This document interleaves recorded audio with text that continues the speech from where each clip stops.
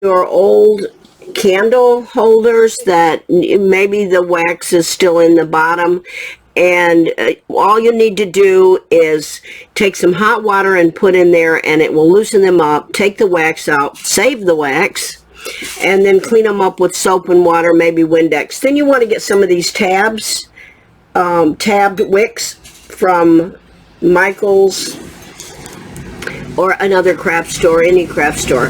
And you want to take your glue gun and glue the bottom. It's ready for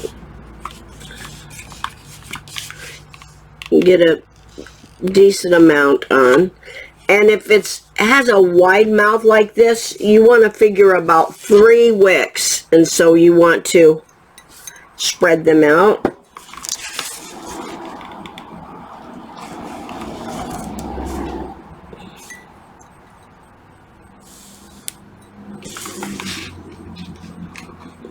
And you have a little time before they really set up if you get them off a little bit. Okay, so they'll burn evenly. And sometimes you've noticed you buy candles and they don't burn all the way down. It's because they probably don't have enough wicks in them for the size.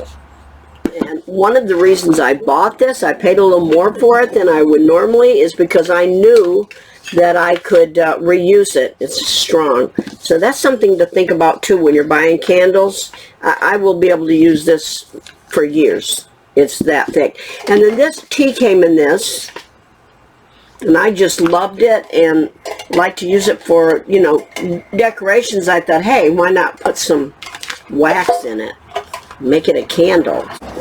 I decided I would add some embellishments to the inside of these, and what I'm going to do is put a little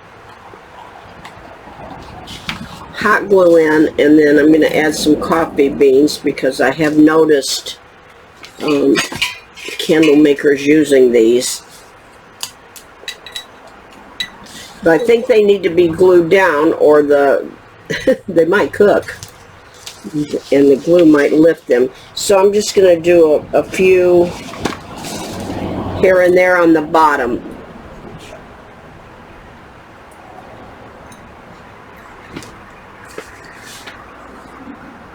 I think that'll be pretty. And then I have these, I love these particular pine cones, so I'm going to put those in here on the bottom. Now when I get to that bottom, it's probably going to waste some of the wick, the candle wax, but I think it's pretty. And then I have some cinnamon, some ginger, mustard seeds. Some people like to put those in for faith. And this is oregano. I don't know. I just thought that might be neat. I haven't seen anyone use it, and there may be a reason. Who knows? Okay, so I'm also going to add some mustard seed to remind me to have more faith, because there are degrees of faith. In the Bible, he says, "O ye of little faith," so we know there's little faith.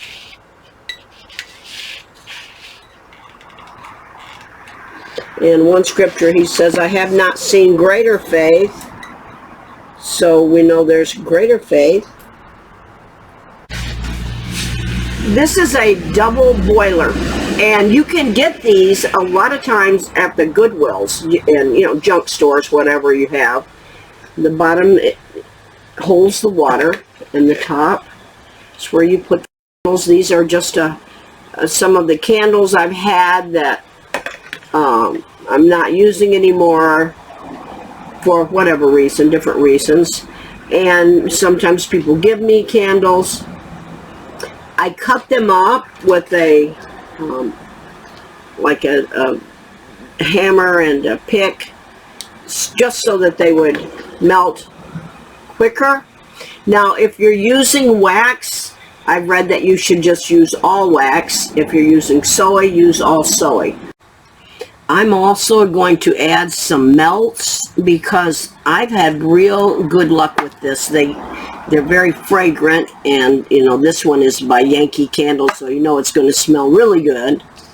And after all this melts, there'll be some metal from the candle wicks, maybe pieces of old metal wicks, and I take them out with some tools that I don't see, and then if there's more junk, I strain it through this small, really a larger one would be better.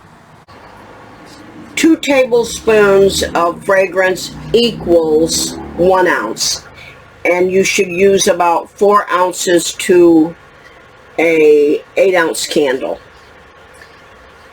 Most of the time I just guess on this, and because I put the melts in there, it already has some fragrance, and I just keep them in the same category, like fall, you know, apple, spice, pumpkin, and then in the summer, lemon, and so forth. This is very strong. These are really nice fragrant oils, so they're going to add a lot of fragrance. And I probably should just take the tab off. This would be quicker. Okay. There we go.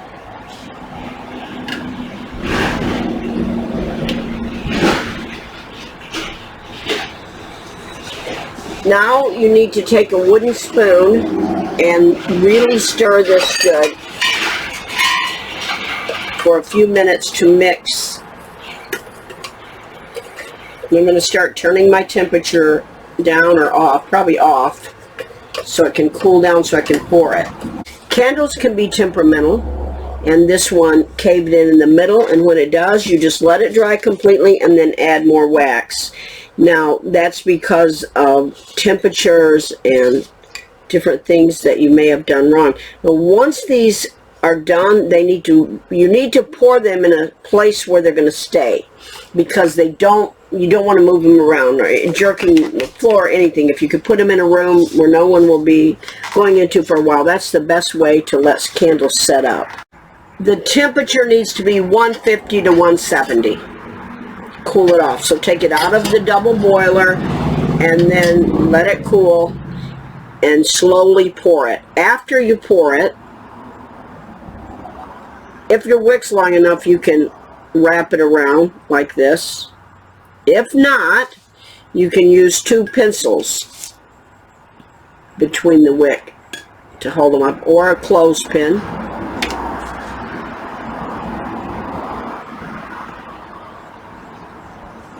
I used a lot of cranberry melts, so that's why I'm getting a cranberry color.